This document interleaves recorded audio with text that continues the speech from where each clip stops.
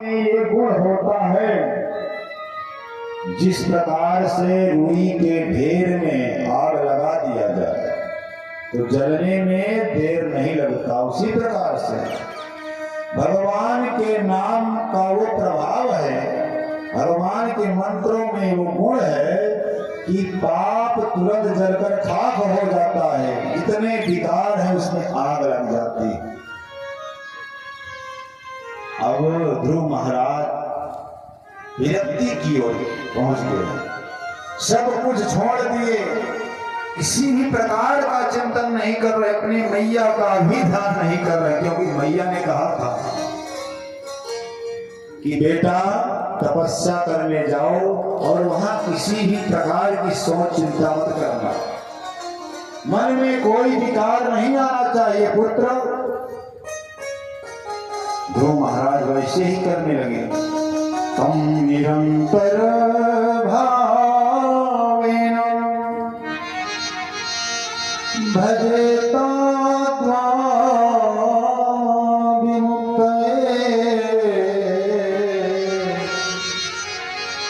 निरंतर अभ्यास प्रारंभ, भगवान का ध्यान करने लगे ध्रुव महाराज।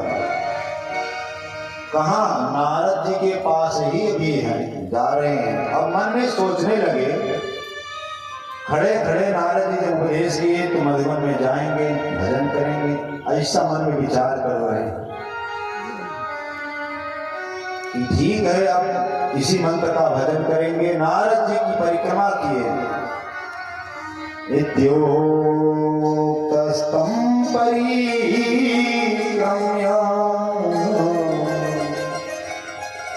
इतना ध्यान करते हुए नारद जी की परिक्रमा किए। प्रणम्य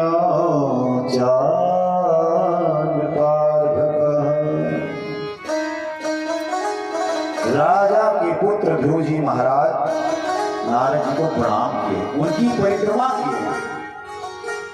उसके बाद मधुबनम पुण्यम हरे चरण चर्चितम, और मधुबन पहुंच गए। वहां भगवान का चिंतन प्रारंभ कर दिए, तपस्या प्रारंभ। अब इधर ध्रुव महाराज के पिता थे उत्तानपाद,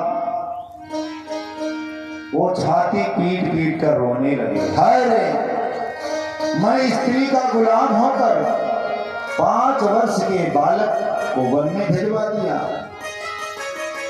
अपने कर्मों का पश्चाताप करने लगे, मन पछताई अवसर बीते। देखिए, जब कोई काम बिगड़ जाता है तब ज्ञान होता है। बिगड़ने से पहले ही ध्यान रहे कि बिगड़ने ना पावे। निर्वासितः 5 वर्षः सह माता महाकवि। 5 वर्ष की अवस्था वाले ध्रुव जी महाराज तपस्या प्रारंभ करते हैं। इस प्रकार से त्रिरात्रांते